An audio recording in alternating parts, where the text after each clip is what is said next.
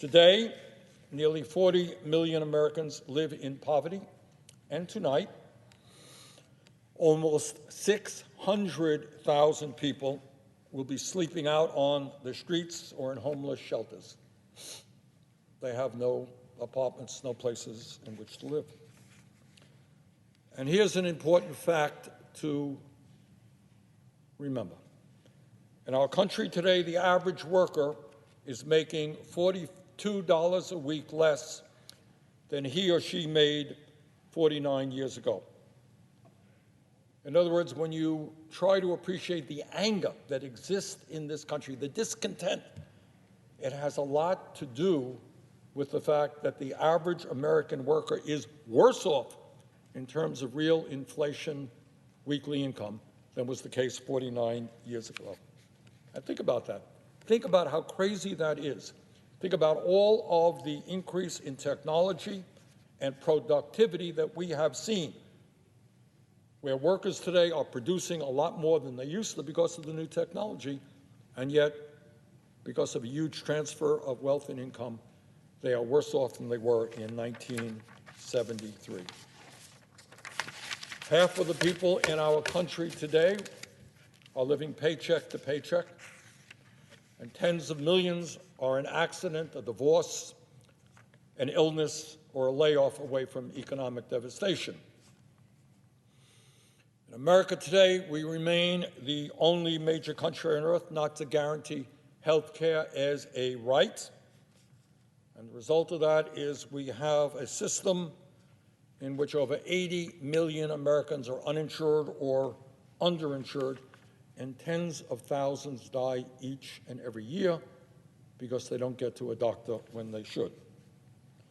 While many public schools throughout our country lack the resources to adequately educate our young people or pay their teachers the wages those teachers deserve, at the same time, we are the most heavily incarcerated nation on earth. We've got more people in jail than any other country.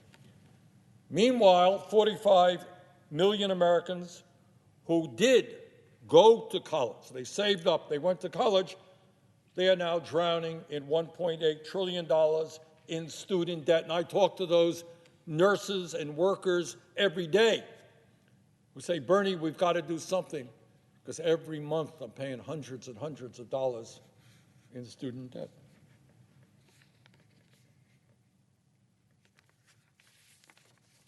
And here is something else that we don't talk about. You know, we have a habit here, I'm afraid, in the Senate and the House, we talk about a lot, but often not the most important things in the country. And that is that I suspect that as part of human nature, every person in America and around the world would like to live long and happy and productive lives. It's pretty basic human nature. But in America today, the very richest people live, on average, 15 years longer than the poorest Americans. So when you talk about income and wealth inequality, it's not just like, oh, this guy has a nice house, and this person doesn't have a nice house, big car, no car. That's one thing. If you are poor in America, you are dying at a significantly younger age than if you are wealthy.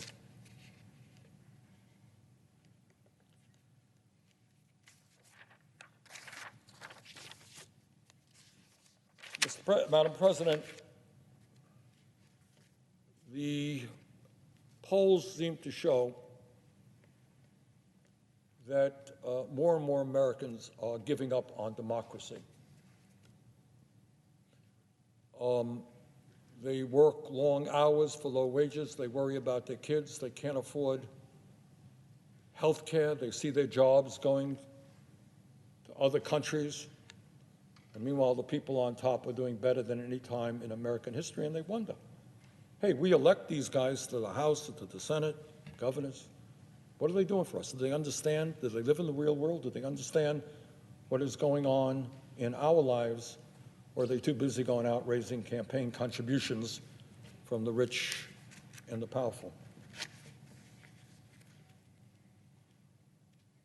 I believe, Madam President, that the time is long, long long overdue for the Congress to start addressing the needs of the American people.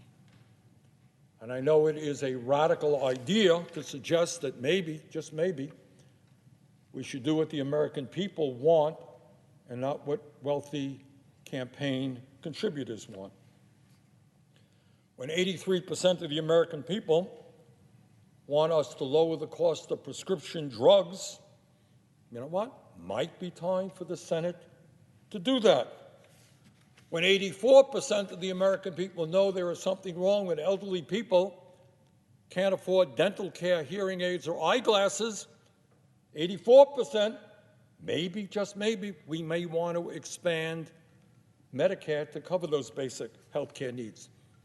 When overwhelming numbers of the American people know that it is beyond absurd that some billionaires in large profitable corporations don't pay a nickel in federal income tax, maybe, just maybe, we might want to change our tax system so that the rich and the powerful start paying their fair share of taxes.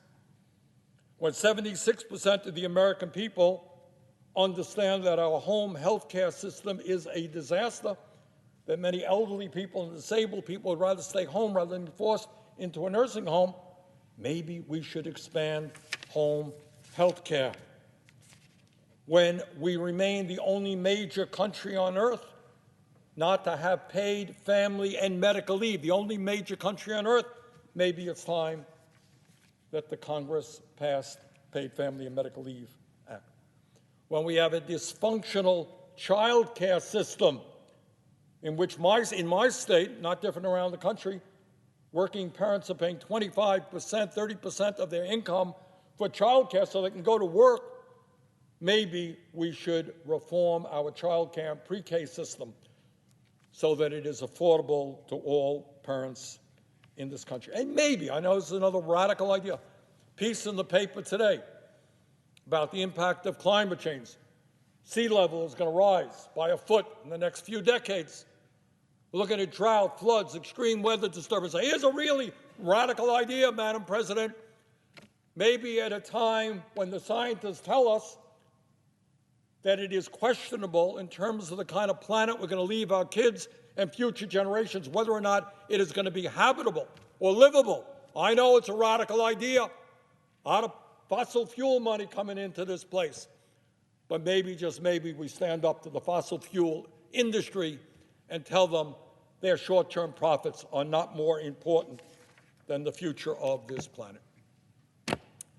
So, Madam President, we have a lot of work to do. I'm not sure that we will do it. I'm not sure that members of Congress have the willingness or the courage to stand up to the powerful special interests who control the economic and political life of this country. But this I will say, if we do not do that in terms of the economy, in terms of climate, in terms of health care, in terms of education, future generations will look back at this Congress and say, where were you? Thank you, Madam President.